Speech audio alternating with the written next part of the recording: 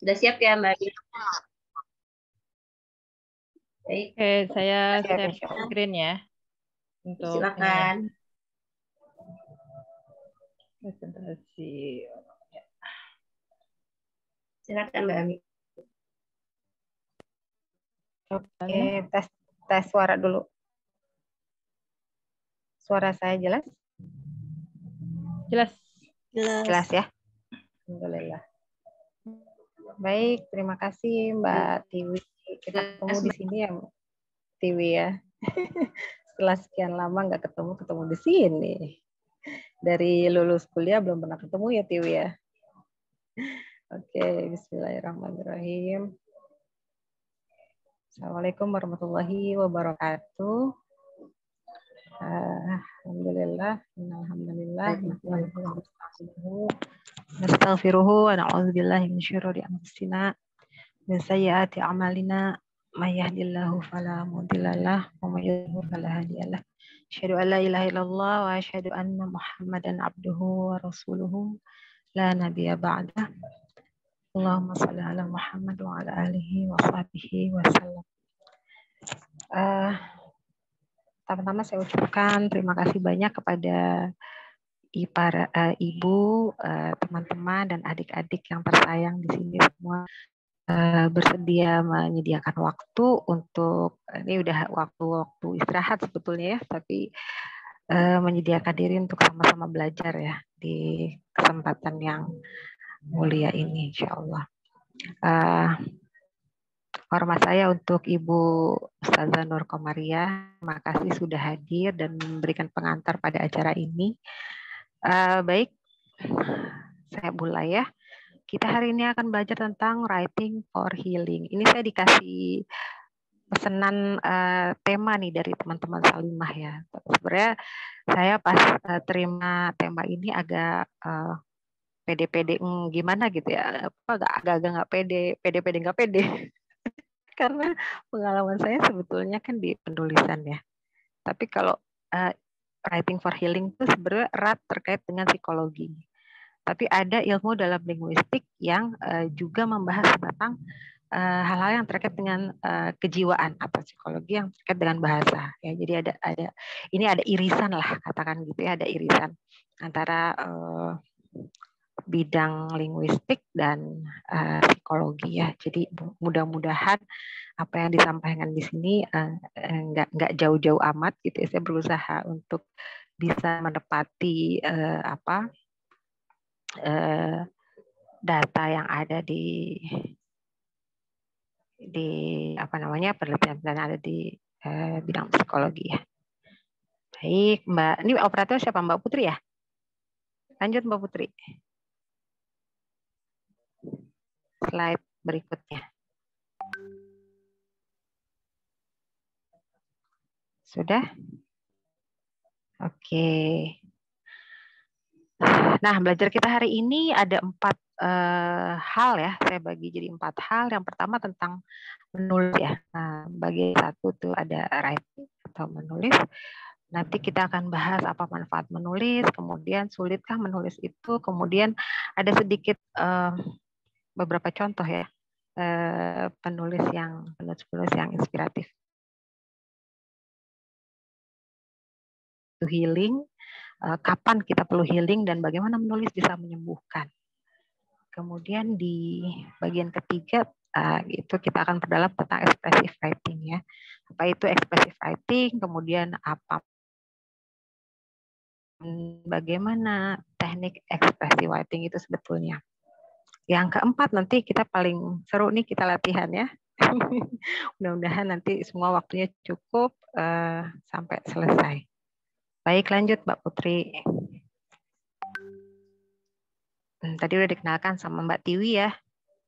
Oke.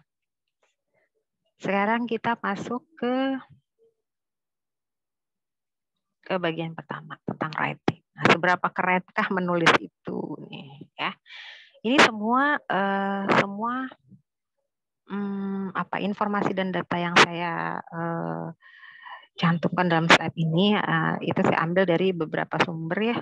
terutama jurnal-jurnal psikologi ya teman-teman bisa lihat, Pak Ibu-ibu dan teman-teman bisa lihat di situ ya, ada dari University of Rochester Medical Center, terus ada dari Wellness Educator of University of New Hampshire ya, dan seterusnya tuh ada. Nanti slide mungkin bisa dibagi sama Mbak Putri ya. Nah, lanjut Mbak Putri, slide berikutnya. Nah, saya mau kasih pertanyaan dulu nih ya. Jadi saya tampilkan satu foto di slide. Nah, pertanyaan saya, siapakah ini? Coba silakan dijawab di chat. Saya mau lihat. Boleh jawab langsung? Almarhum Yusuf Kordowi. Yusuf Kordowi. Maksudnya. Ustazahnya yang jawab ya. Iya betul. Beliau adalah Allahu Yerham Syekh Yusuf Qaradawi ya. Beliau sampai akhir lanjut Mbak. Usianya berusia 6 tahun ya. Beliau sudah menulis 120 buku. Ya, 120 buku. Ini bukan orang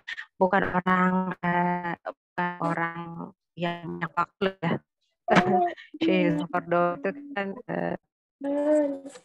sibuk ya, tapi ketika ditanya, beliau bertanya gitu, kok bisa sampai menuliskan 120 buku. Akhir wafat pun beliau masih ada buku yang belum terbitkan.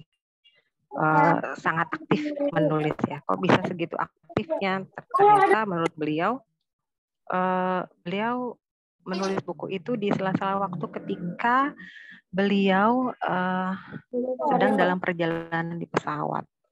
Jadi satu kali perjalanan pesawat itu beliau bisa menyelesaikan satu buku ya, insya Allah. Ya, jadi sudah setua itu ya, 9 tahun tuh mungkin kalau kita bayangkan orang usia 96 tahun tuh udah yang mata udah nggak awas gitu ya, terus telinga juga sudah nggak awas, kemudian udah pikun dan seterusnya ya, tapi beliau masya Allah karena selalu aktif membaca dan menulis sampai akhir hayatnya masih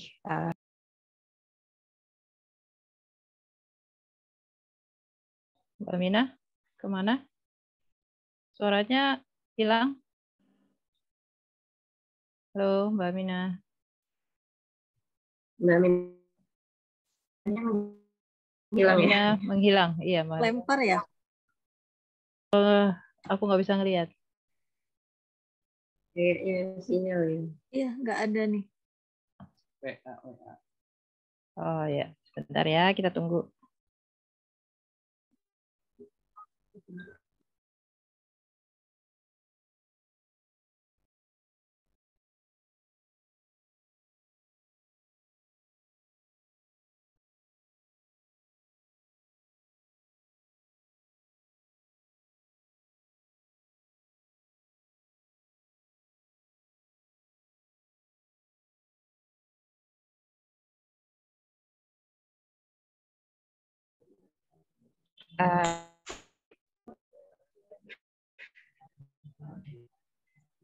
Bu Aminah, gangguan sinyal kayaknya ya. ini koneksi saya atau memang gimana nih? Iya, nggak stabil ya, Bu.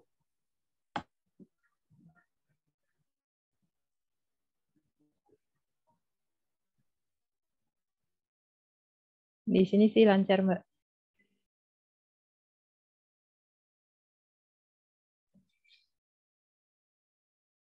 Ada di sini, cuma nggak ini.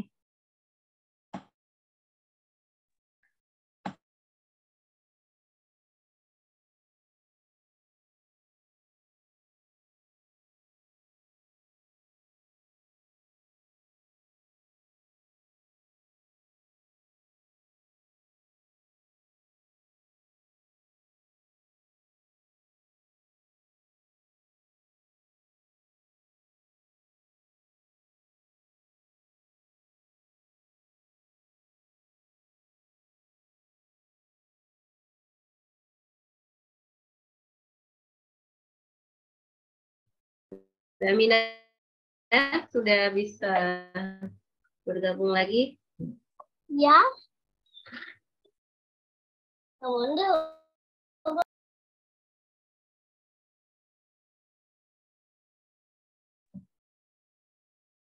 Hmm,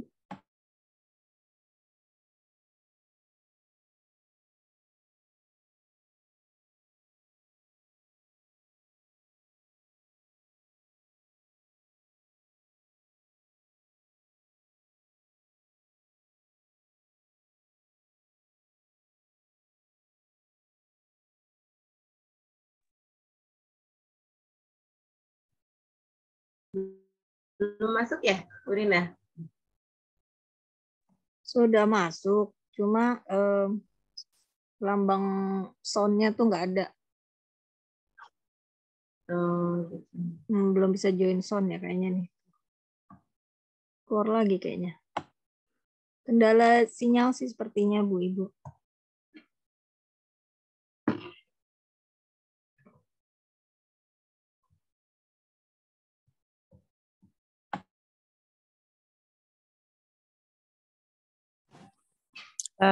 Mbak Tiwi, saya kedengeran nggak suaranya? Ah, sekarang bisa. Masya Allah. Ya Allah.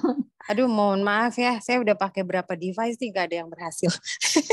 Ini ganti lagi nih. Tapi kelihatan ya, ini kok saya nggak kelihatan di sini. Nah, yang ini malah muncul lagi.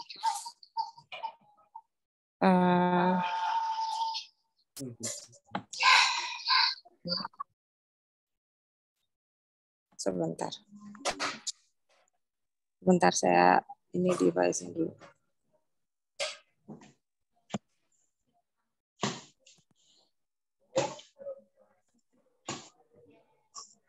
Ini kalau kenapa ada dua jadi suara itu. Ini jelas nggak?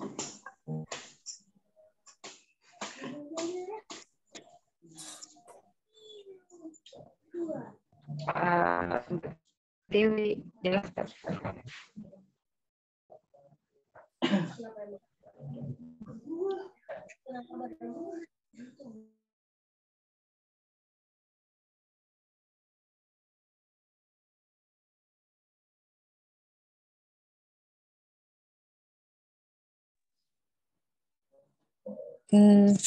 Halo Mbak, jelas?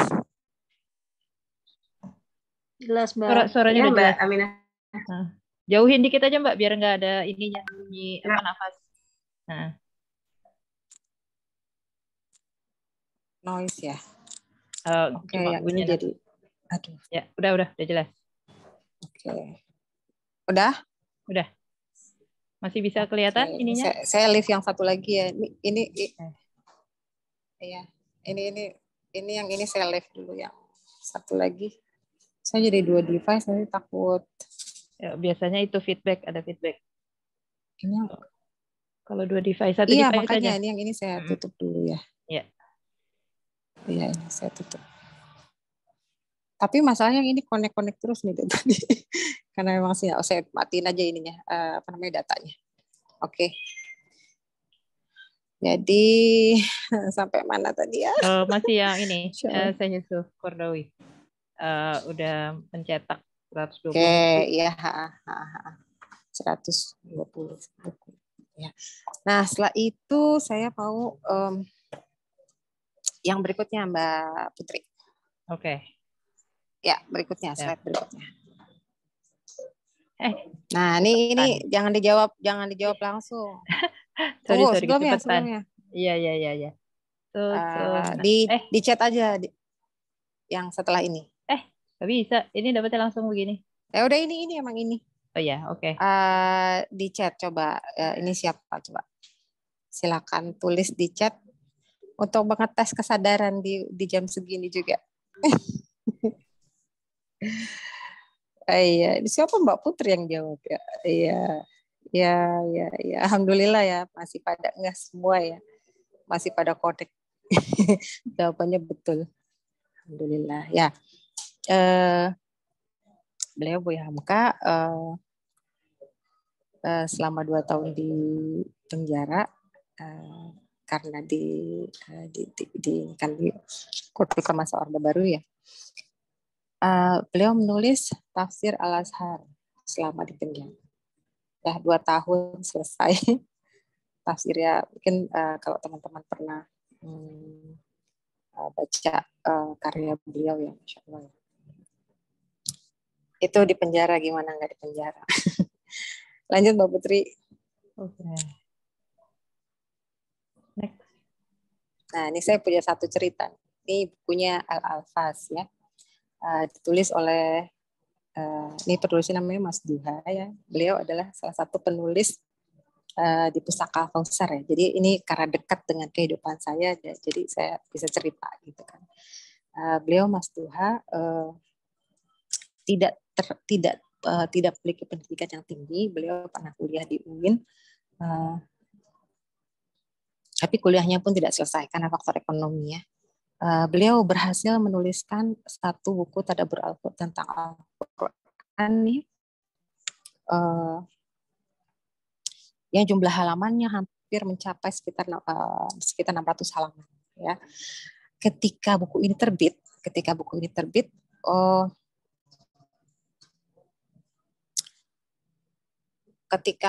kami dari redaksi mengontak beliau, berusaha mengontak beliau karena terkait dengan terbitnya buku ini, ternyata beliau sudah wafat. Jadi beliau wafat sebelum buku ini terbit. Ini buku pertama beliau yang disusun bertahun-tahun, mungkin sekitar 10 tahun lebih ya. Beliau menyusun ini, mengumpulkan satu persatu. Tapi ketika buku ini terbit, beliau sudah wafat seminggu sebelum buku ini terbit. Ya.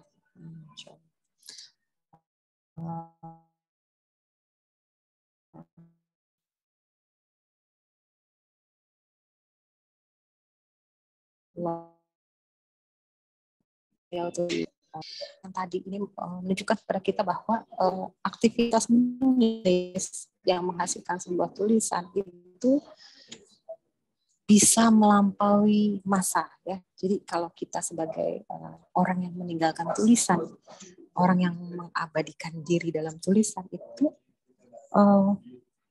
bisa hidup melampaui masa hidupnya, gitu ya. Orang-orang yang tadi saya sebutkan itu semua sudah tidak ada, tetapi bukunya masih kita baca sampai saat ini.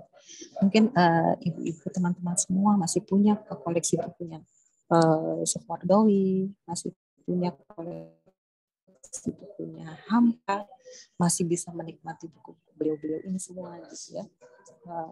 Itulah betapa menulis itu menjadi satu kekuatan buat kita untuk menyampaikan sesuatu ya, baik itu pemikiran kita ataupun sebuah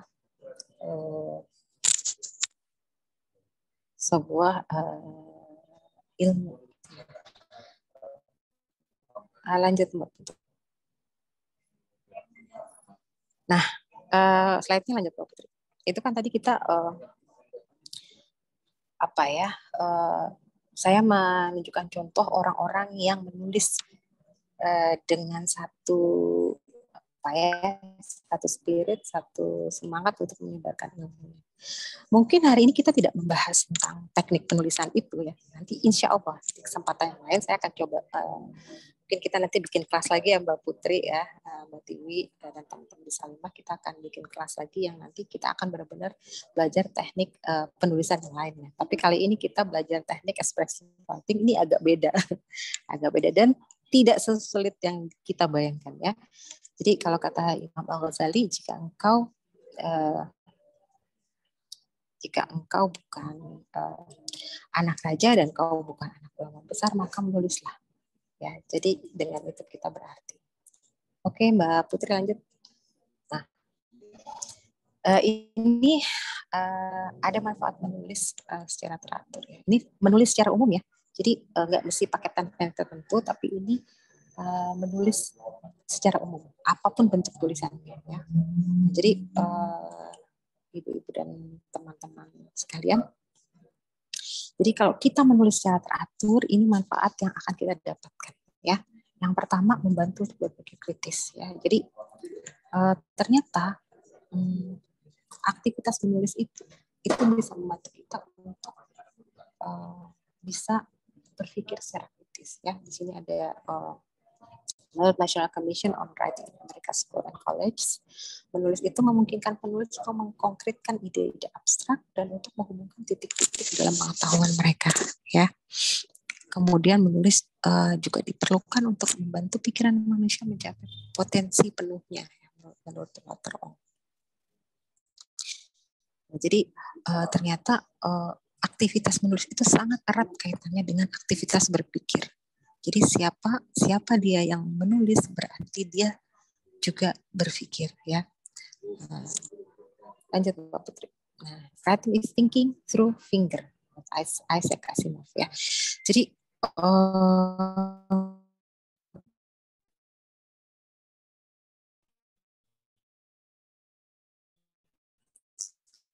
inilah nulis dengan cermat. Kita melatih pikiran kita untuk berpikir, ya. Nah, jadi kalau kita sering berlatih menulis, maka pola pikir kita tuh menjadi lebih teratur. Karena kan kita kalau menulis itu kan kita harus pertama memilih diksi, ya, memilih kata apa yang akan saya pilih. Gitu. Misalnya nih menulis fiksi, ya, apakah kita mau memilih melihat atau menatap, ya, atau memandang. Nah, itu kan ada masing-masing mempunyai ini yang berbeda, ya. Nah, ketika kita ingin memutuskan menggunakan kata yang mana yang mau kita pakai, ya, itu kita berpikir dengan keras, ya. Dan berpikir itu adalah aktivitas yang paling memakan energi, ya. Karena itulah, ya, karena memang berpikir itu membutuhkan energi yang besar. Dan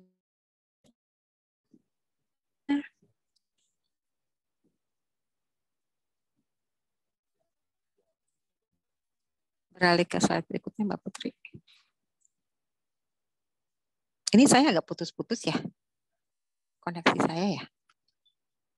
Oke, ini lanjut, ya, manfaat menulis secara teratur. Back Mbak, back. Ya, memperbaiki komunikasi, ya. Jadi latihan menulis itu ternyata, ya, ibu-ibu dan teman-teman semuanya, itu bisa mengembangkan kosakata dan menyusun kalimat dengan latihan menulis itu akan mengembangkan kosakata dan menyusun kalimat dengan lebih baik. Bantu untuk berkomunikasi dengan lebih baik dan lebih jelas secara oral maupun tertulis. Jadi ternyata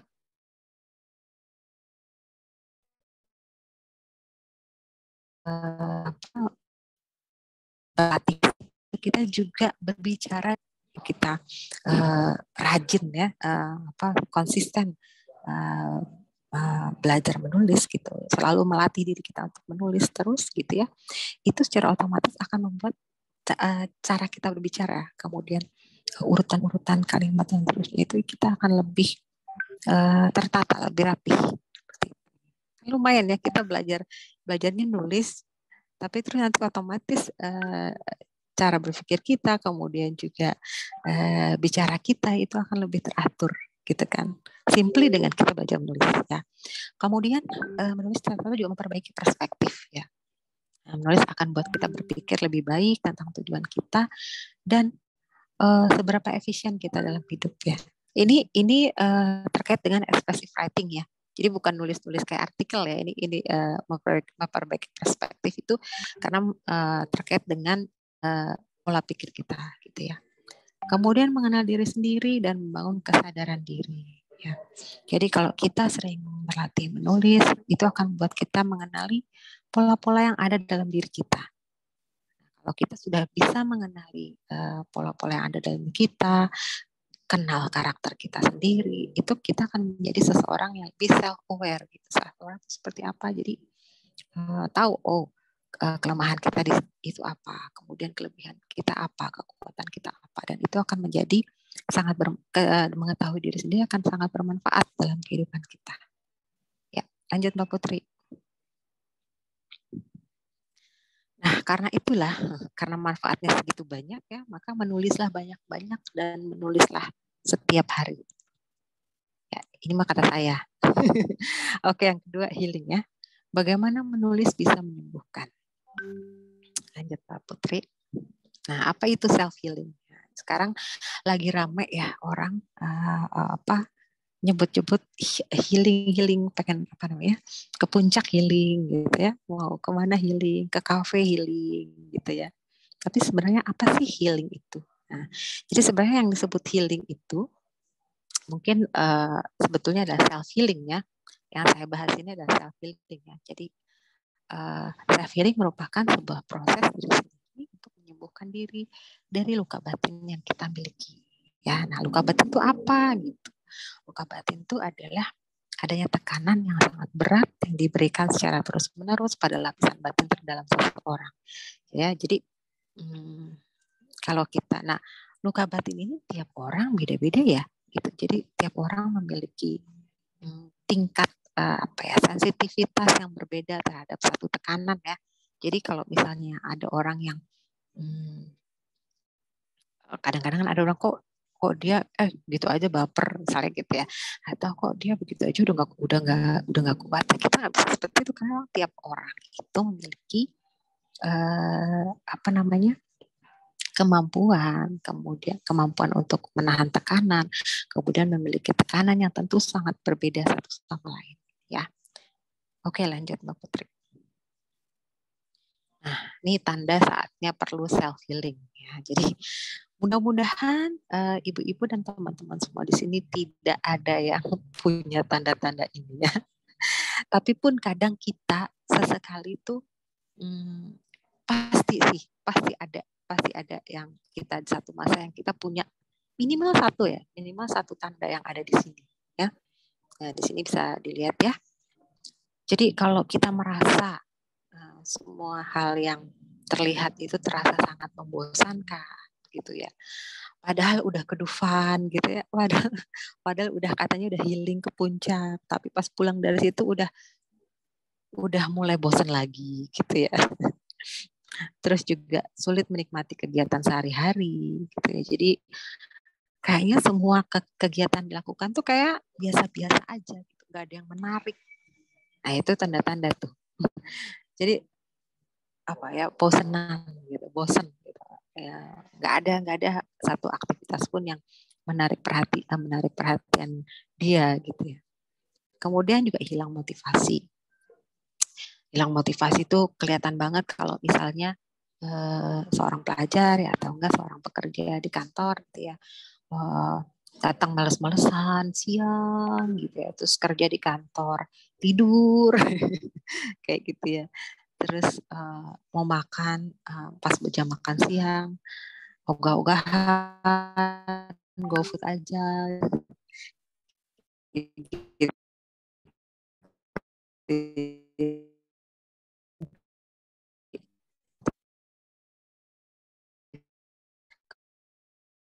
Jadi lagi masak dimasukin gula misalnya atau yang lainnya dan seterusnya kayak gitu ya.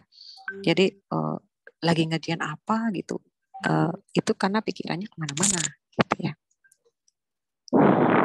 Kemudian merasa cemas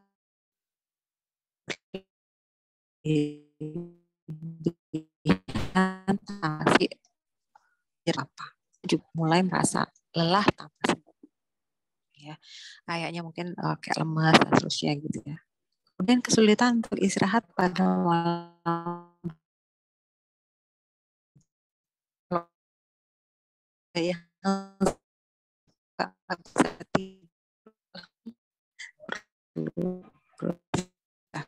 itu aja gitu, di beda gangguan fisik tanpa ada kelainan dari ini contohnya kalau istilah psikologinya itu psikosomatis ya. Jadi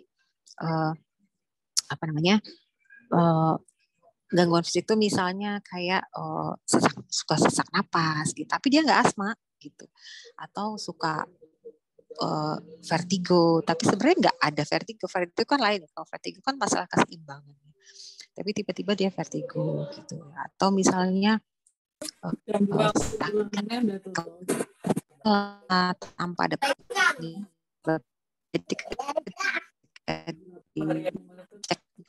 ke dokter dia nggak pegang apa, ini adalah tanda-tanda depresi atau depresi symptoms ya. Lanjut Mbak Putri. Nah, apa tujuan self healing? Nah, ini tentu kebalikan dari yang tadi ya, gitu. Kalau ada tanda-tanda yang tadi, ada simptom-simptom tadi itu, nah ini berarti tinggal dibalik aja ya. Jadi buat apa kita healing ya? Jadi nanti kita belajar expressive writing ya dengan tujuan healing. Nah, buat apa? Itu untuk memperbaiki suasana hati atau mood kita ya. Kemudian membantu mengurangi kecemasan, membantu mengatasi tekanan. Nah, dapat meningkatkan kondisi fisik individu seperti meningkatkan kualitas tidur dan menguatkan imun dan meningkatkan well-being atau kesejahteraan dan kebahagiaan. Jadi tujuan utama untuk self healing itu adalah mencapai hidup yang seutuhnya ya. Kalau istilahnya tuh life to the fullest gitu ya. Jadi hidup sampai yang maksimalnya gitu ya, maksimal potensi yang kita punya. Yang ketiga, nah langsung masuk ke expressive writing ya. Nah, apa, bagaimana, dan untuk apa? Lanjut Mbak. Apa itu expressive writing? Ya, expressive writing adalah aktivitas menulis sebagai sarana untuk merefleksikan pikiran dan perasaan. Ini kuncinya di sini nih. Merefleksikan pikiran dan perasaan terdalam terhadap peristiwa yang tidak menyenangkan. Ya, jadi ini ada right ya, proses yang bersih dan refleksi individu dan dilakukan dengan bimbingan terapis atau peneliti. Jadi bisa kita lakukan sendiri, bisa dibimbing oleh terapis, dan expressive writing ini menjadi satu teknik yang digunakan oleh psikolog, terapi psikologi. Lanjut Mbak.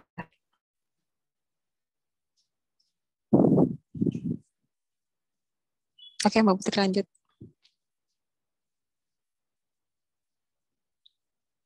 Slide berikutnya Mbak.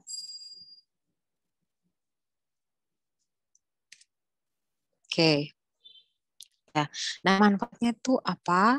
Ya, kalau kita melakukan ekspresi ini, itu bisa mengelola rasa cemas, kemudian bisa mengurangi stres. Mbak, kecepatan Mbak. Mundur Mbak. Di back Mbak Putri.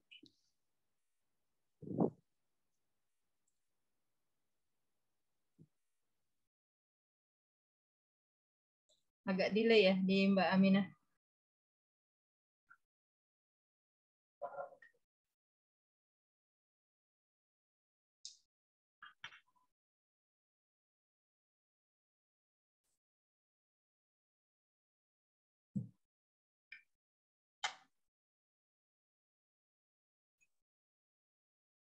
Mbak Aminah? Halo? Aminah? Ya. Ya. Udah ya. Sip. Tadi agak delay. Ya, oke. Ya, jadi kalau kita berlatih expressive writing, ini manfaat yang bisa kita dapatkan ya, bisa rasa cemas kita terkelola dengan baik. Kemudian tingkat stres kita menjadi menurun dan bisa teratasi depresi. Mudah-mudahan nggak sampai ke depresi ya, tapi ini bisa membantu. Ya, jadi bisa membantu memprioritaskan masalah, ketakutan dan kekhawatiran. Kemudian mengelola rasa cemas ya. Jadi dengan kita menulis expressive writing ini itu bisa melacak gejala apapun ya setiap hari. Karena kan nanti dia nanti saya kasih tahu di akhir itu menulisnya tuh 4 hari berturut-turut gitu ya. Nah, itu apa yang kita rasakan, apa yang kita pikirkan, nah itu bisa terdeteksi dalam gitu ya. Kita mengenali pemicu apa, pemicu perasaan itu apa, atau pikiran itu apa, dan mempelajari cara untuk mengontrolnya dengan baik. Kemudian memberikan kesempatan untuk diri kita berbicara kepada diri sendiri ya, dan identifikasikan pikiran dan perilaku negatif. Lanjut Mbak Putri. Nah, expressive writing itu pertama kali dikenalkan oleh beliau ini, Dr. James Pennebaker di tahun 1988. Jadi memang sudah agak klasik nih penelitiannya ya. Nah, beliau itu saat melakukan penelitian, beliau meminta 50 mahasiswa ya, untuk menuliskan pemikiran dan perasaan dalam tentang pengalaman paling traumatik di sepanjang hidup.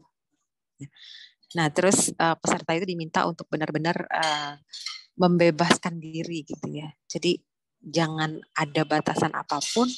Kemudian mereka didorong untuk menjelajahi emosi dan pikiran terdalam mereka. Dan tulisan itu boleh dikaitkan dengan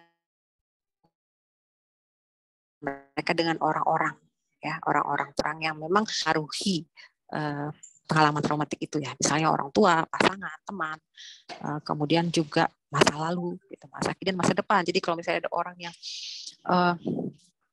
banyak mengkhawatirkan masa depan, kemudian terikat masa lalu, nah itu juga mereka tuliskan di situ. Gitu. Kemudian juga terhadap profil diri mereka yang dulu, diri mereka yang sekarang dan diri mereka di masa depan. Jadi mungkin ada orang yang mungkin di masa lalunya dia orang yang pemalu, saking malunya gitu ya, sampai apa namanya, misal kalau harus presentasi di kelas dia bolos misalnya gitu ya. Nah, jadi itu juga bisa dikaitkan dengan itu, dengan diri mereka sendiri di masa lalu dan masa depan. Kemudian Dr. James Pennebaker ini juga meminta para peserta untuk mengabaikan ejaan, tata bahasa dan struktur. Jadi pokoknya tulis apa aja, nggak usah mikir huruf besar, huruf kecil, titik, koma dan segala macam tuh nggak usah dipikirkan gitu. Dan mereka menulis selama 15 menit tanpa jeda selama 4 hari berturut-turut. Ya, jadi penelitian beliau inilah yang kemudian menghasilkan sebuah teori expressive writing ini. Ya, lanjut Mbak Putri. Nah, inilah hasilnya ya. People who engage in expressive writing report feeling happier and less negative than before writing. Ya, orang-orang para peserta yang terlibat dalam expressive writing itu melaporkan bahwa mereka merasa lebih bahagia dan lebih merasa kurang negatif ya dari sebelum mereka ikut penelitian itu. Gitu ya, sebelum mereka mengikuti penelitiannya Dr. James ini. Ya. Similarly, reports of depressive symptoms. Ya. Begitu juga mereka melaporkan tentang simptom atau tanda-tanda depresi yang turun ya, tend to drop ya, tend to drop. Jadi cenderung turun, melaporkan simptom depresi yang cenderung turun. Kemudian rumination ini istilah psikologi ya. Rumination itu istilah dari orang yang sering memikirkan sesuatu yang negatif berulang-ulang. Ya biasanya itu sesuatu yang negatif yang terjadi di masa lalu. Jadi dia selalu tidak bisa melupakan itu gitu. Jadi kalau mau mikir ke depan mikirnya itu lagi gitu. Selalu berpikir negatif ya, itu rumination. Nah, jadi ketika mereka mengikuti expressive writing ini mereka kecenderungannya turun ya. Jadi pemikiran-pemikiran negatifnya cenderung berkurang. And general anxiety. Ya, jadi kekhawatiran secara umum itu cenderung turun in the weeks and months after writing about emotional upheavals. Ya, jadi di beberapa minggu dan beberapa bulan ke depan setelah mereka mempraktekkan expressive writing. Ya, lanjut Mbak Putri.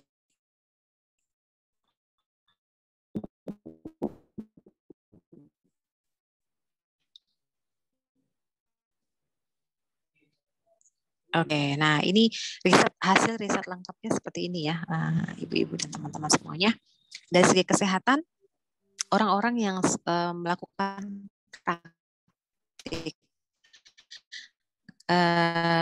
itu lebih sedikit kunjungan terkait stres dokter. Jadi 50 orang mahasiswa itu yang mengikuti risetnya Dr. James itu dipantau kesehatannya dan dipantau perilakunya, ya. Nah, setelah mengikuti kegiatan expressive writing itu, mereka lebih sedikit kunjungannya ke dokter terkait stres. Kemudian peningkatan fungsi sistem kekebalan tubuhnya naik, gitu ya. Kemudian tekanan darahnya berkurang, terjadi peningkatan fungsi paru dan fungsi hati, dan ketika misalnya mereka dirawat di rumah sakit, mereka menghabiskan waktu yang lebih sedikit dibandingkan yang orang-orang yang tidak mengikuti programnya Dr. James ini. Kemudian peningkatan mood, kemudian perasaan kesejahteraan psikologis yang lebih besar, ya. Jadi perasaan bahagianya itu lebih besar. Kemudian gejala depresinya juga berkurang. Dan lebih sedikit gangguan pasca trauma dan gejala penghindaran. Ya, nah, sedangkan dari segi sosial dan perilaku juga itu bisa terlihat perbedaannya. Orang-orang 50 orang yang mengikuti aktivitas expressive writing ini sedikit absen, ya, lebih sedikit absen dari kelas. Mereka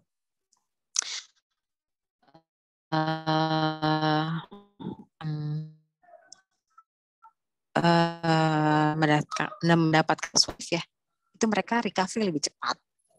Kemudian terjadi peningkatan memori kerja juga dan peningkatan kinerja olahraga. Dan nilai rata-rata siswa juga lebih tinggi. Ya, jadi ternyata lumayan juga ini ya. Expressive writing itu ternyata bisa meningkatkan banyak nih. Kemudian perubahan perilaku sosial dan bahasa, ya. Jadi kalau saya melihatnya ini satu yang luar biasa, ya. Jadi satu aktivitas yang sangat sederhana karena di percobaan ini kan mereka hanya disuruh nulis, mereka hanya suruh nulis 15 menit sehari. 15 menit itu ya kalau kita scroll HP aja tuh nggak ada apa-apa ya. 15 menit paling cuma lihat timeline. Ya belum scroll lagi gitu. Tapi dengan meluangkan waktu cuma 15 menit sehari ternyata yang didapatkan tuh tadi banyak banget ya. Ibu-ibu dan teman-teman semuanya. Nah, bagaimana expressive writing dapat menyembuhkan? Ini maaf ya agak berantakan nih. Tadi saya bikinnya di Google Slide soalnya pas download suka begini emang.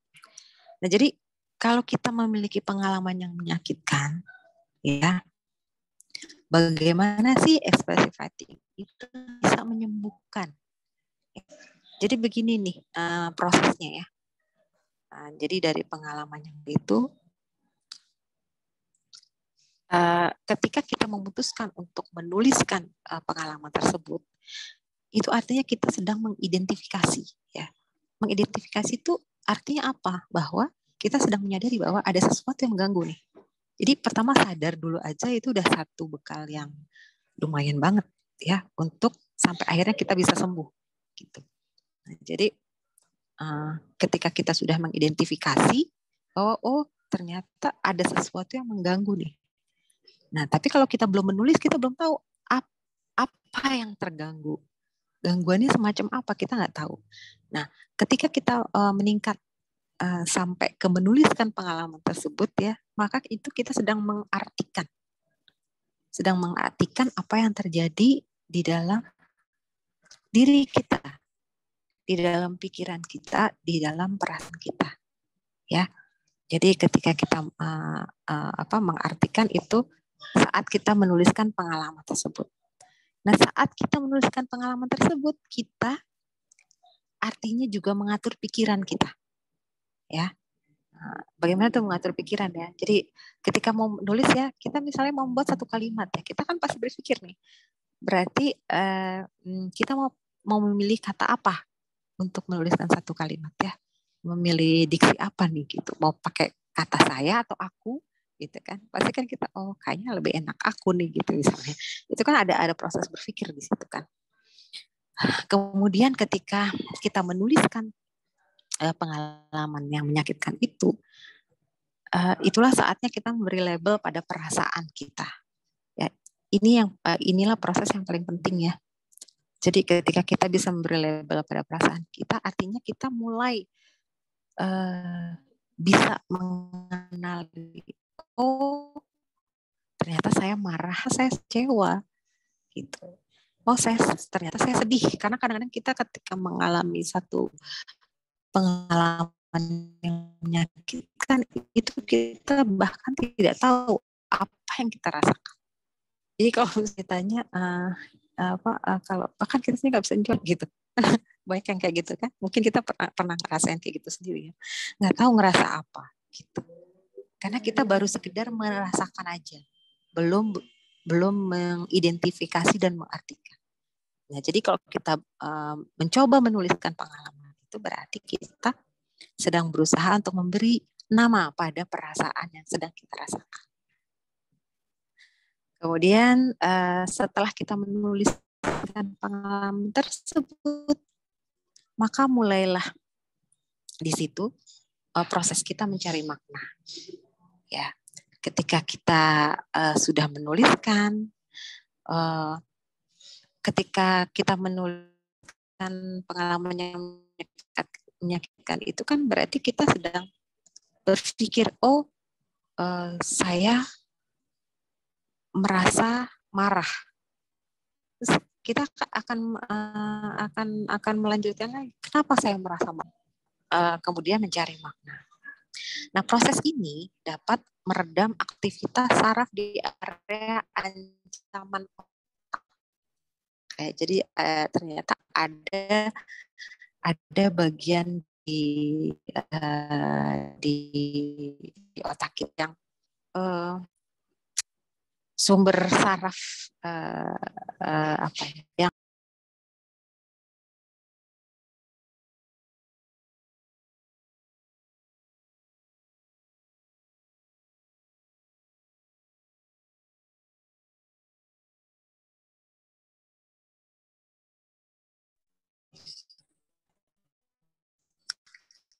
ya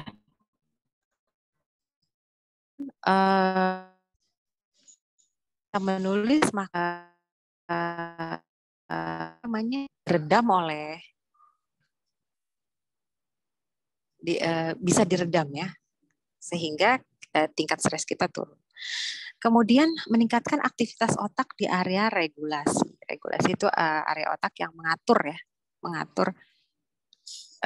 mengatur diri kita dan pada akhirnya itu akan menciptakan kendali ya terhadap diri kita. Yang tadinya kita mungkin ketika kita mengalami sesuatu yang menyakitkan itu kita benar-benar kayak lost control kayak gitu ya, terus kita nggak tahu merasakan apa yang sedang dirasakan gitu ya, benar-benar tidak berada di diri kita sendiri gitu ya. Tapi ketika kita menulis itu kita bisa menciptakan kendali untuk diri kita.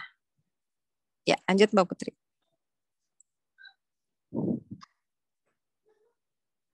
Mbak Putri.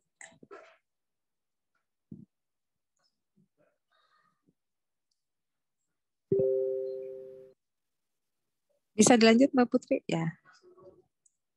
Ya, ini menurut Annette Stanton, seorang profesor psikiatri dan ilmu behavioral dari University California Los Angeles, katanya tulisan ekspresif dapat menurunkan gejala depresi, meningkatkan suasana hati yang positif, dan meningkatkan apresiasi hidup.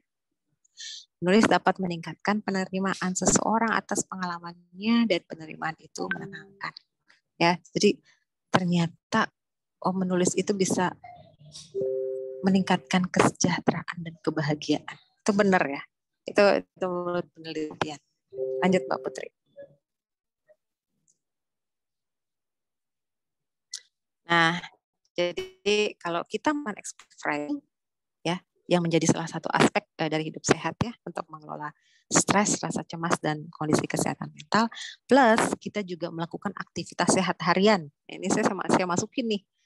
Supaya ibu-ibu dan teman-teman semua ingat ya, ada beberapa poin di situ ya untuk menjaga hidup sehat ya. Kalau orang Barat, poin 1 orang Barat itu nyebutnya meditasi ya. Kita kan kemudian relax, makan sehat dan seimbang, olahraga.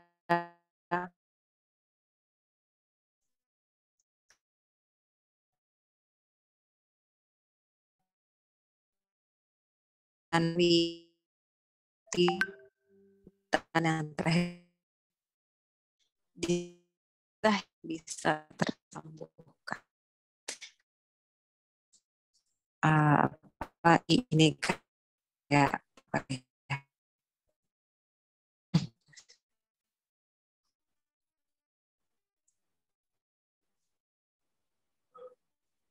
nih.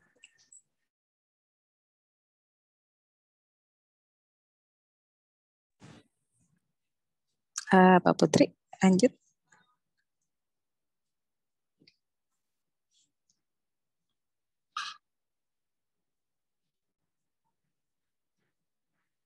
Suara saya terdengar nggak ya?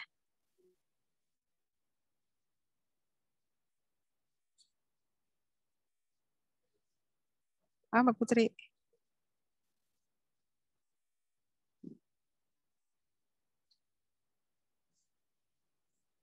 Oke. Ini udah ya? Maju ya? Oke. Nah, jadi seperti apa sih teknik expressive writing ya? Kedengerannya susah ya expressive writing. Bilangnya susah expressive writing gitu. Tapi ternyata simply expressive writing itu cuma menulis 15 hingga 20 menit sehari, minimal 4 hari berturut-turut, abaikan ejaan dan tata bahasa, dan kita tidak perlu merasa tulisan itu dibaca orang. Ya, dan memang tidak perlu gitu ya. Jadi nggak perlu diposting di Facebook atau sosmed ya.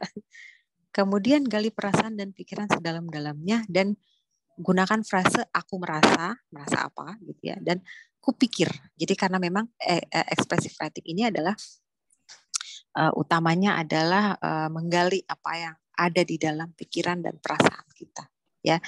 Nah, jadi ketika kita melatih mempraktekkan expressive writing ini, maka kita akan menemukan makna dalam sebuah peristiwa ya. Jadi tujuan latihan expressive writing ini adalah untuk menemukan makna dalam sebuah peristiwa. Lanjut Mbak Putri. Nah, sekarang ini latihannya nih ya, ibu-ibu dan teman-teman semuanya. Ini saya sebelum ke tugas latihannya, saya mau tunjukkan satu gambar ya. Ini gambar saya waktu tahun sekitar 2000 berapa ya? 2000. Ini sekitar 2006 ya. Saya buat gambar ini pakai cat air ya, saya buat. Ini adalah salah satu ekspresi saya saat itu untuk iya, itu benar tuh kata Mbak Bu Indana ya. Ini ada di buku pahlawanku. Iya. Jadi behind the scene-nya buku pahlawanku itu adalah ini, gambar ini. Jadi saya buat satu gambar ini dulu. Pertama-tama cuman bikin gambar ini aja. Saat itu saya cuman berpikir bahwa saya punya perasaan yang agak kompleks dengan ibu saya. Dari kecil. Sampai waktu itu ini saya buat ketika sudah punya anak. Baru punya anak satu, mungkin usia TK kan umur 18 tahun. Ya, waktu itu anak saya masih TK. Tapi dengan gambar ini jadi momentum yang buat saya di situ segala perasaan kompleks saya terhadap ibu saya tiba-tiba menjadi sederhana dan mudah. Ya, jadi ini kayak milestone juga buat saya nih. Jadi buku pertama saya ini ada di buku pertama saya dan ini ilustrasi cat air pertama saya. Jadi saya belum pernah menggambar dengan cat air. Ini baru pertama kali saya gambar dan ini yang saya dapatkan dengan cat. Saya tuh nggak pernah berani pakai cat air dulu. Kenapa? Karena mengontrol cat di air di cat cat air itu agak sulit ya. Jadi saya tuh nggak berani pakai cat air. Tapi ini adalah gambar cat air pertama saya sebagai ekspresi. Ya, jadi ternyata untuk mengekspresikan sesuatu itu nggak mesti dengan menulis saja. Ya, jadi kalau misalnya ibu-ibu dan teman-teman ketika menuliskan expressive writing ini membuat gambar juga boleh saja, gitu ya. Lanjut Mbak Putri. Nah, ini bukunya yang udah jadinya nih yang sebelah kanan ya, Ibuku Pahlawanku. Nah, itu jadi ilustrasi yang kemudian saya buat ceritanya. Nah, ini bukunya yang sebelah juga buku saya. Ini terbit di Pustaka Imam Syafi'i. Yang satu di Gemain saya, tapi udah lama banget. Saya udah stop buku ini untuk terbit karena memang ada buku yang versi lebih lengkapnya. Ya, jadi buku Ibuku Pahlawanku ini sudah tidak ada di toko buku.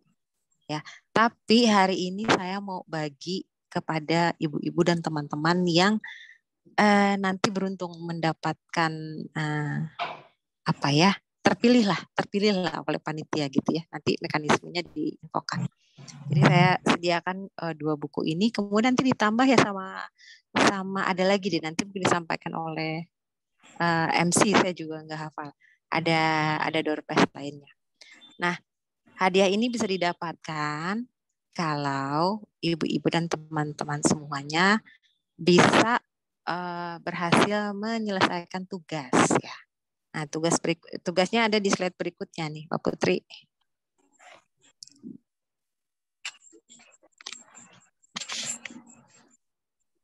Mana Mbak?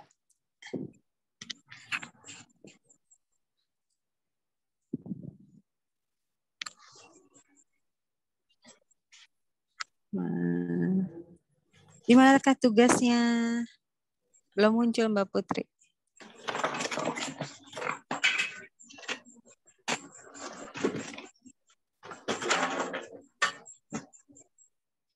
Mbak Putri tuh dipanggil Mbak Putri.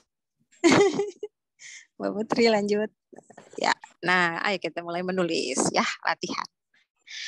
Yang ini dikerjakan sekarang ya, ibu-ibu dan teman-teman semuanya, adikku yang aku sayang.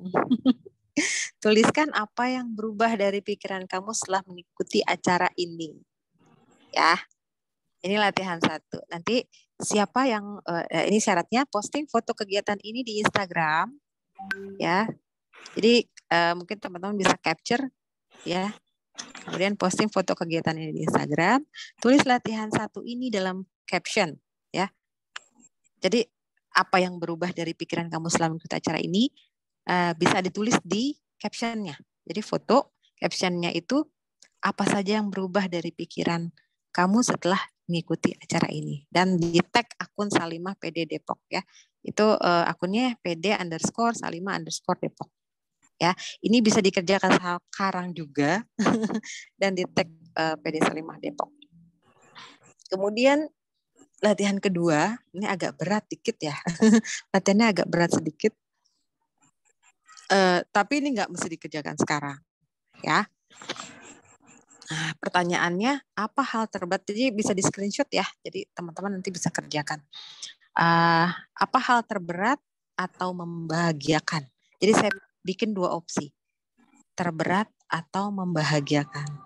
Ini opsi saya kasih supaya nih ya, kalau ada ibu-ibu dan teman-teman yang ingin mengirimkan tulisannya, tetapi tidak ingin sesuatu yang terlalu tidak ingin terlalu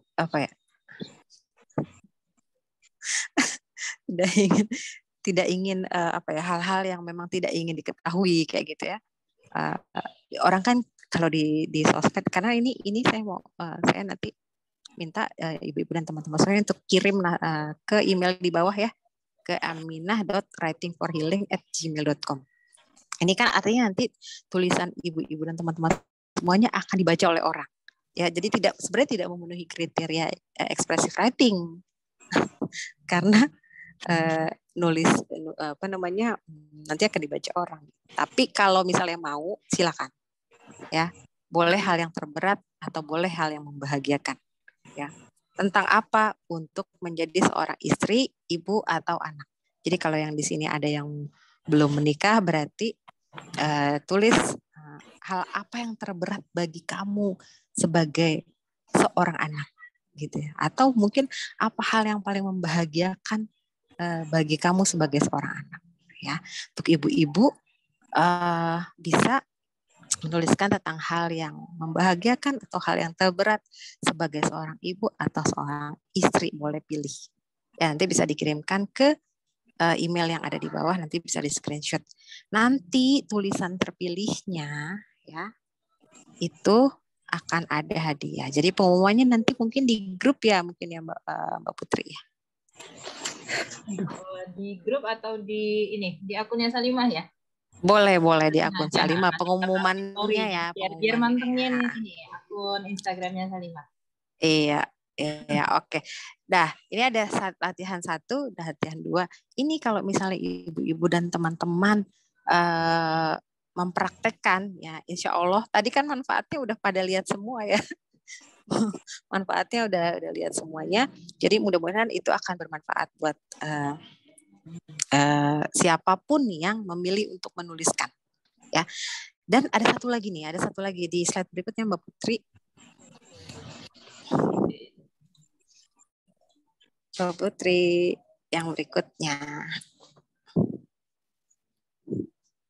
Nah, nih latihan paling berat. Latihan paling berat, tapi kalau ibu-ibu dan teman-teman mau coba, ini insya Allah akan bermanfaat ya.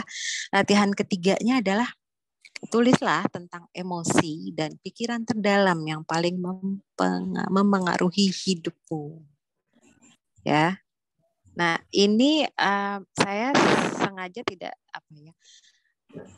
tulisan ini boleh dikirimkan juga ke email yang tadi ya, email yang tadi nanti ditampilkan lagi deh. Boleh dikirimkan ke email yang tadi, boleh tidak ya. Tapi sebaiknya ibu-ibu dan teman-teman semuanya mengerjakan ini. Karena kan pasti kalau ikut acara ini pengen dong ya gitu mempraktekkan expressive writing. Nah, kalau memang benar-benar ingin mempraktekkan, maka latihan 3 ini dikerjakan. Boleh dikirimkan dengan catatan data diri dan isi tulisannya tidak akan dipublikasikan. Tapi akan saya baca gitu ya. Jadi kalau berkenan saya baca, silakan.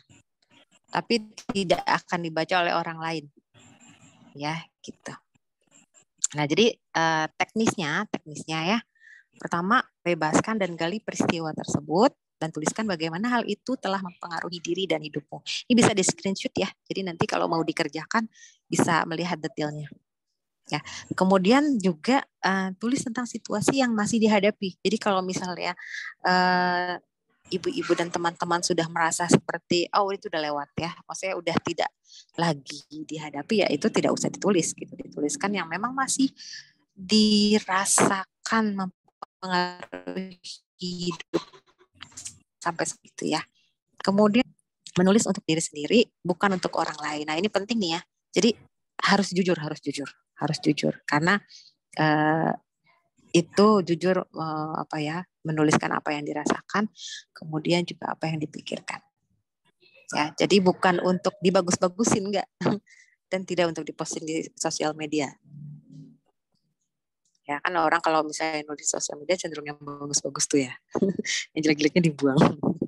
Nah, jadi karena ini menulis untuk diri sendiri, bukan untuk orang lain, jadi ya be honest. Oke.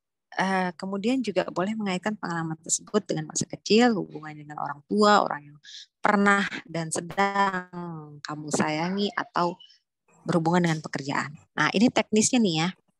Tulis selama 4 hari berturut-turut.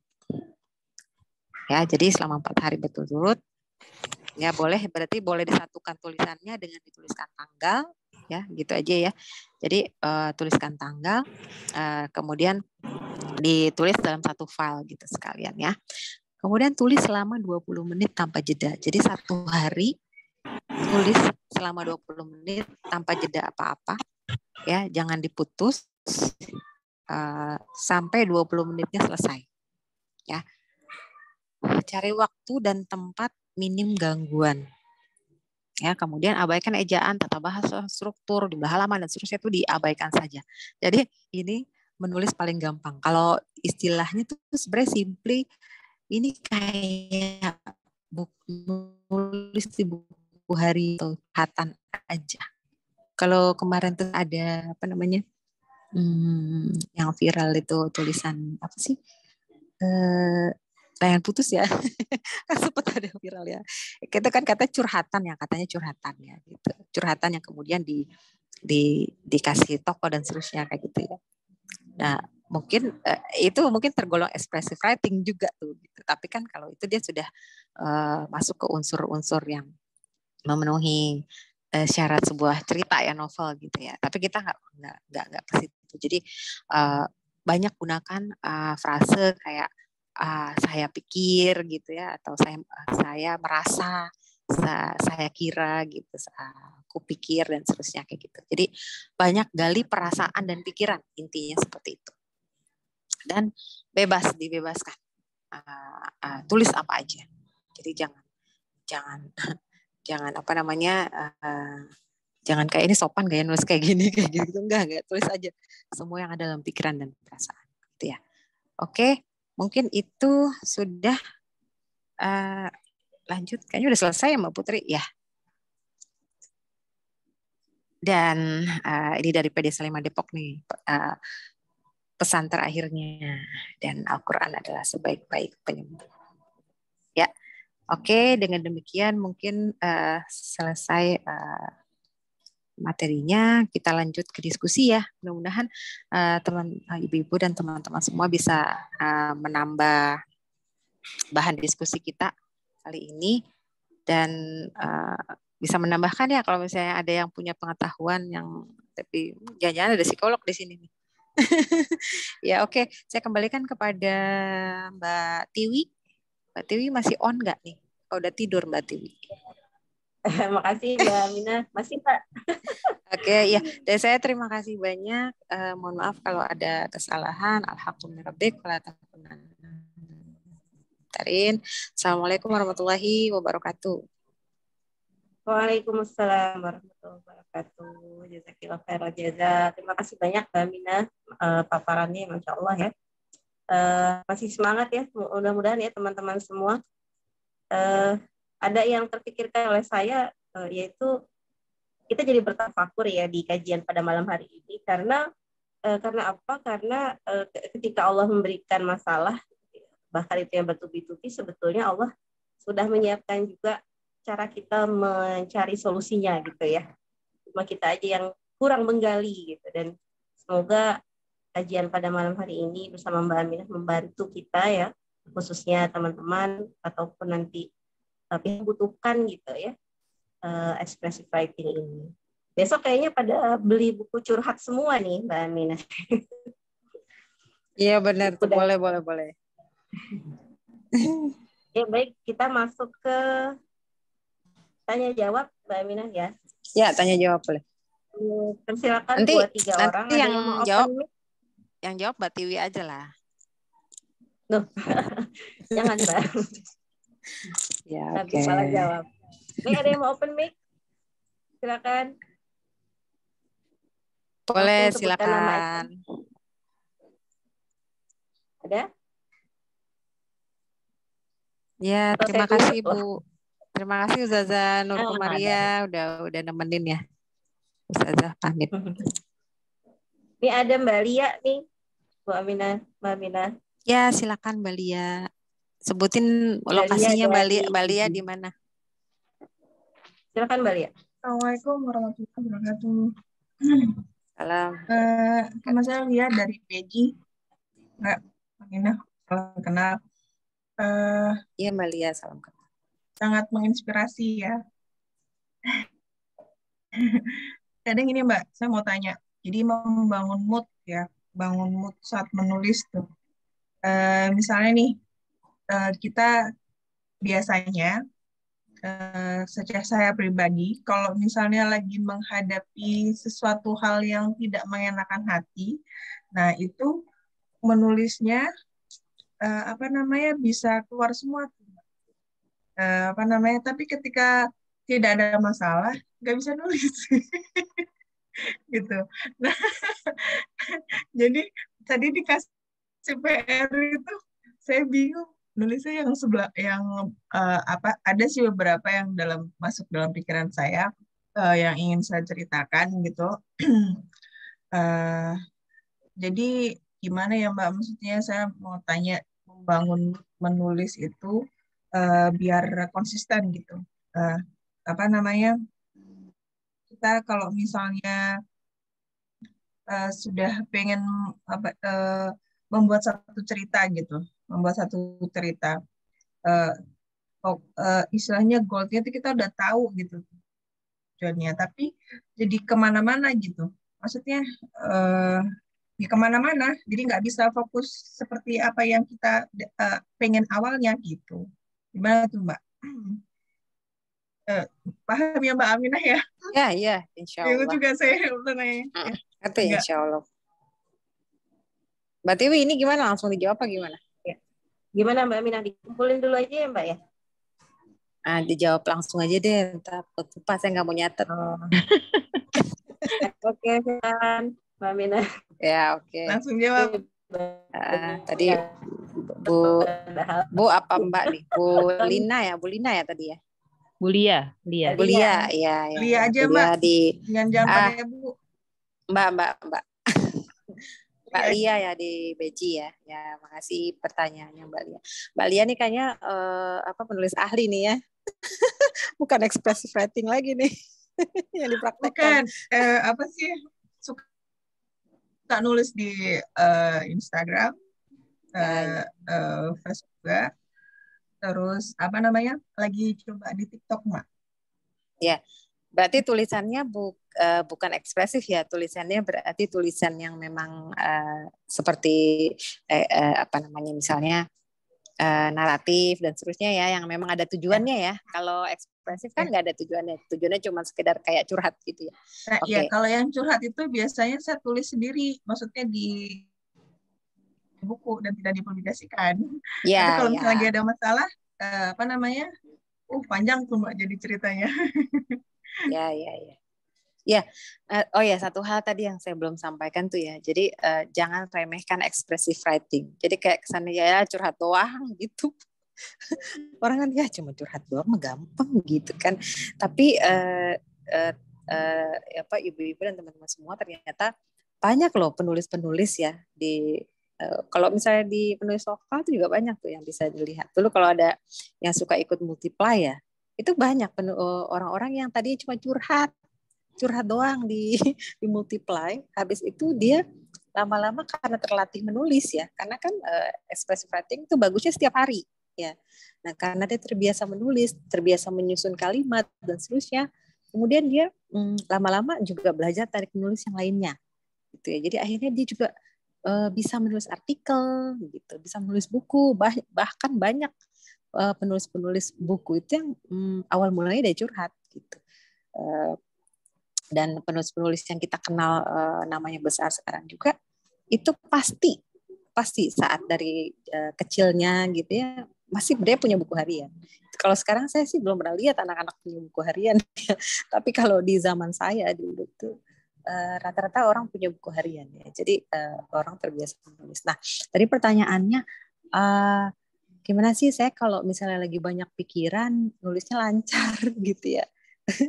Tapi kalau misalnya enggak jadi ada writer's block gitu ya. Jadi kayak buntu gitu, nulis apa bingung gitu, terus malah jadi kemana-mana tulisannya dan seterusnya. Nah jadi kalau yang saya baca sih ya dari penulis-penulis yang terkenal dunia gitu ya. Kan saya juga belajar kok dari penulis-penulis terkenal dunia itu mereka bilang bahwa sebetulnya writer's block tuh nggak ada. Percaya nggak tuh Mbak Lia, writer's block tuh nggak ada. Yang ada adalah mind block. Jadi kalau kita pikirannya lagi buntu ya suntuk deh, boro-boro nulis. Ya mau nyapu aja males loh Mbak Lia, ya kan gitu. Jadi sebetulnya ya kalau kayak gitu apa yang harus diperbaiki ya bukan nyari-nyari bahan tulisan, bukan, tapi berhenti aja, taruh aja tutup aja laptopnya, gitu kan, jalan-jalan, jalan-jalan, terus lihat sekitar dan seterusnya. Jadi pikiran kita tuh dibikin fresh dulu, gitu ya. Dan kita sendiri yang tahu bagaimana cara diri kita mendapatkan sesuatu yang membuat kita tuh merasa lebih fresh, gitu ya. Ada yang dengan jalan-jalan, ada yang dengan makan, ada yang dengan shopping, ya mahal tuh kalau shopping. Ada yang dengan tidur, kalau saya dengan tidur tuh. Ada yang dengan baca buku dan seterusnya. Ya, jadi lakukan itu dulu. Nah, ketika pikiran kita sudah tidak lagi buntu, maka otomatis ide itu akan ada. Dan kalau istilahnya penulis-penulis yang populer tuh kalau terjemahkan bahasa kita tuh tidak ada yang baru di bawah matahari Tidak ada yang baru. Sebenarnya topik tuh nggak ada yang baru. Semua topik tuh sama aja dari dulu sampai sekarang. Cuman memang sudut pandang dan seterusnya itu yang kemudian membedakan tulisan kita dengan tulisan orang. Ya, jadi misalnya itu tulisan sudah ada dulu, udah ada beberapa tahun yang lalu gitu ya. Tapi terus ketika kita mengambil topik itu dan mengambil sudut pandang yang baru, maka itu menjadi tulisan yang baru gitu ya. Dan itu akan menjadi menarik. Ya, jadi Mbak Lia, kalau saran saya bukan cari-cari ide sih. Kalau lagi seperti itu nggak perlu cari-cari ide karena ya suntuk nggak bakalan nemu ide baru dan semua akan terlihat membosankan gitu ya. Gitu. Yang harus diinginkan adalah yaitu mungkin menulis yang teknik expressive writing itu mungkin bisa berhasil karena kan itu memang tujuannya untuk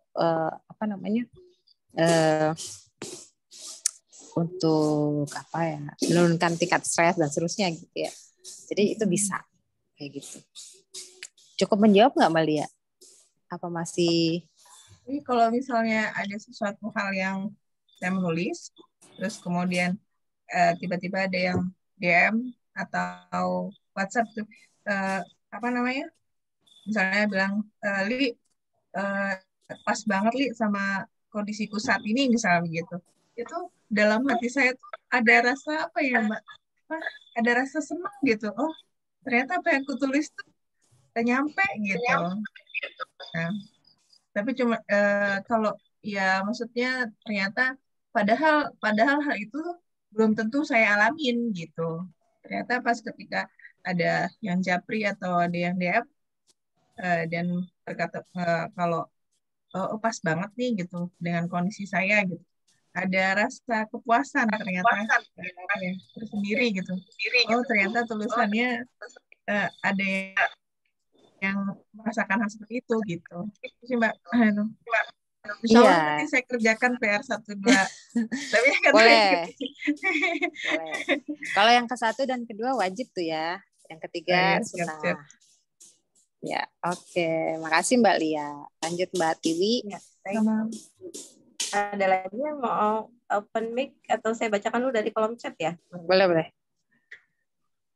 Yang pertama nih dari siapa ya? Ini pertanyaannya, apakah setelah menulis selama 4 hari akan ada perkembangan atau pencerahan? Kalau itu saya nggak bisa jawab karena itu harus dijawab melalui penelitian dan saya tidak punya dana untuk penelitian nggak bercanda. Nggak, saya tidak bisa menguji secara empirik ya sebetulnya. Apakah nih misalnya Mbak Tiwi nulis gitu before afternya gitu, nih Mbak Tiwi saya kasih report gitu, saya nggak bisa dan saya nggak punya tools untuk itu. Tapi setidaknya mungkin karena tadi kan sudah dikemukakan ya bahwa itu sudah ada penelitiannya dan memang sudah terbukti gitu ya. Jadi manfaatnya pasti ada gitu. Jadi mungkin yang bisa didapatkan adalah manfaat itu untuk teman ibu-ibu dan teman-teman yang melakukan tugas tadi gitu ya.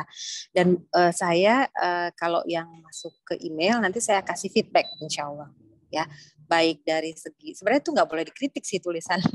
Kalau expressive writing tuh nggak perlu dikritik. Jadi apa adanya aja gitu. Tapi setidaknya itu bisa memotivasi bagi teman-teman ibu-ibu dan teman-teman semua yang ingin meningkatkan kemampuan skill menulisnya dengan teknik-teknik yang lainnya. Nanti insya Allah mudah-mudahan Salimah bisa punya topik lain ya. Nanti kita belajar menulis yang benar-benar deh sampai misalnya kayak sampai menulis buku gitu ya. Kan senang tuh kalau misalnya kita bisa menulis buku, bisa punya tulisan, atau kalau perlu Salimah kita bikin buku kumpulan tulisan nih bareng-bareng nih, kayak seru ya. Seru Nanti insya Allah ya. Mbak. Boleh. Iya boleh, nanti kita bikin sesinya lagi di kesempatan yang lain ya. Gitu. Tapi untuk kesempatan kali ini kita yang gampang-gampang dulu. Jadi kita santai dulu, bebas dulu, terus juga senang-senang dulu aja gitu. Jadi jangan banyak aturan. Nanti kalau udah sampai ke teori-teori teknik tulisan lainnya udah susah gitu ya. Jadi kita gampang-gampang dulu. Ya. Oke, Mbak Mina. Ya tuh langsung ya direspon tawaran Mbak Mina untuk menulis. Berikutnya Mbak, ini dari seorang sahabat Sabila. Pertanyaannya adalah sewaktu masih gadis rajin menulis gitu Mbak, singkatnya. Kemudian setelah jadi ibu ternyata menulis menurun drastis. Ini bagaimana menyiasati? Nah, itu emang penyakit banget itu ya, ibu-ibu penyakitnya. Gak cuman jadi malas nulis, malas yang lain-lain juga. Iya kan? Jadi banyak nih ya keluhan tuh. Ada yang nanya juga ke saya nih, yang termasuk yang belum menikah, yang jomblo-jomblo juga nanya. Kenapa sih Mbak kalau udah ibu-ibu itu susah deh misalnya untuk datang acara gitu, untuk kemana-mana, kayaknya selalu nggak bisa. Saya juga mau nanya tuh kenapa seperti itu. Jadi ibu-ibu dan teman semua bukan cuma menulis yang malas, tapi yang lain-lain juga. Tapi mungkin saya ini berdasarkan pengalaman aja ya. Pengalaman karena saya udah lewat juga. Nah itu mungkin satu mungkin ketika menjadi seorang ibu tuh aktivitas yang dilakukan semakin beragam, semakin banyak ya. Jadi sampai mungkin kita merasa tidak punya waktu lagi gitu. Seringkali gitu ya. Gitu. Saya juga suka merasa seperti itu. Gitu. Udah sibuk, udah capek kerja gitu kan. Kemudian capek udah itu pulang masih ada cucian, setrikaan, piring segala macam gitu kan, banyak banget ya. Jadi itu menjadi alasan untuk menulis. Tapi sebetulnya kalau kita mau menulis ya 15 menit itu yang tadi saya bilang 15 menit itu bukan apa-apa dibandingkan dengan scroll up sosmed. Scroll up sosmed bisa 2 jam gitu ya.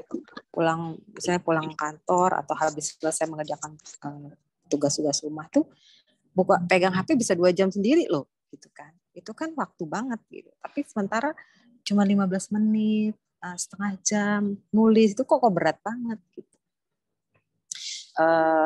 Nah biasanya itu karena sudah mengalami kejenuhan sih. Kalau saya merasa kalau orang udah jenuh dia nggak mau ngapa-ngapain termasuk untuk menulis. Ya, jadi mungkin tipsnya mencari aktivitas yang sesuatu yang baru kali ya.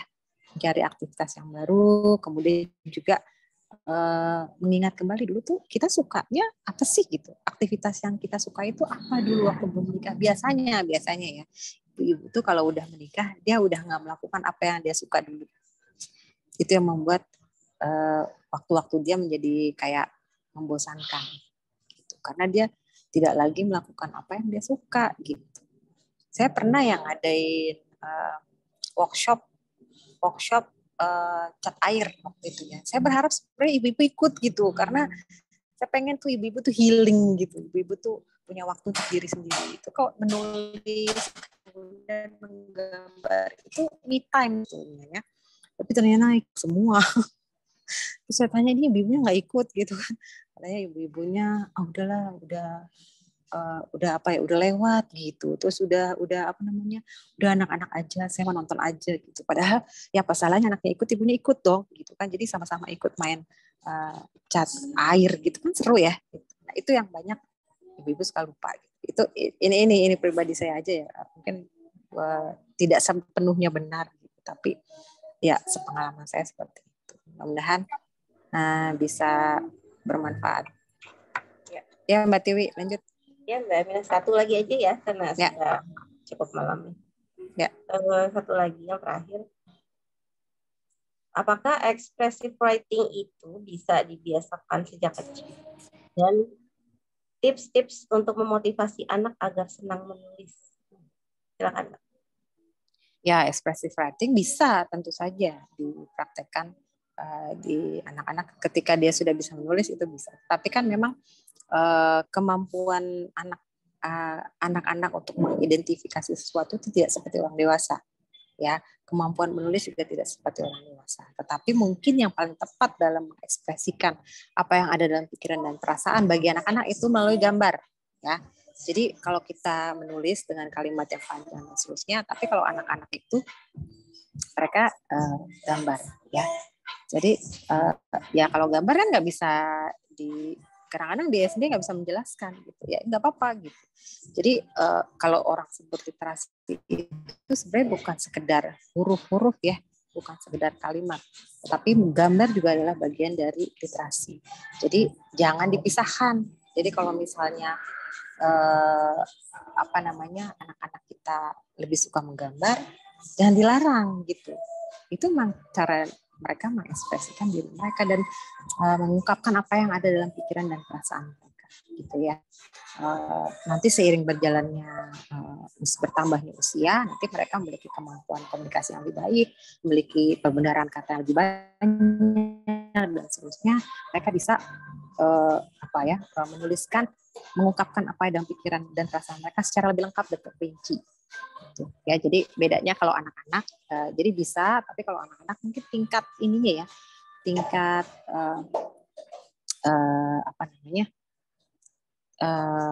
levelnya aja. Kemudian mereka mungkin lebih banyak gambar. Jadi kalau misalnya anak-anak bisa dilengkapi dengan misalnya pensil warna dan seterusnya, buku gambar dan seterusnya gitu ya. Dan jangan dituntut apa-apa. Jadi kalau misalnya dia cuman gambar bulat gitu ya, terus ada teks di bawahnya misalnya aku kesal gitu, misalnya kayak gitu, ya udah gitu. Seperti itu pun memang sudah cukup gitu ya, Mbak Tiwi. Udah ya, terakhir kali ya, udah malam udah. Iya. Baik, terima kasih Mbak Aminah atas jawabannya ya untuk semua pertanyaan. Baik, sahabat Sabila, cukup ya insya Allah kajian pada malam hari ini. Mudah-mudahan memberikan manfaat. Jadi mulai besok daripada nyetatus gitu ya, mendingan curhat di buku diary ya. Beli lagi gitu ya, kayak dulu lagi waktu masih muda ya. Coba mengaktifkan lagi ya, untuk menulis setiap hari. Gitu. Kadang saya lucu kalau baca status orang-orang gitu kan, Mbak Aminah ya. Misalnya, Masya Allah hari ini lelah sekali. Gitu. Sebenarnya ngomong sama siapa gitu ya, apakah ada seseorang yang dituju gitu ya agar membaca statusnya. Mulai besok kita menulis di buku ya, insya Allah. Baik, alhamdulillah ya sudah selesai semua rangkaian kajian Sabila pada malam hari ini. Jazakumullahu khairal jazaa. Terima kasih sahabat Sabila semua sudah bersabar ya sampai larut malam.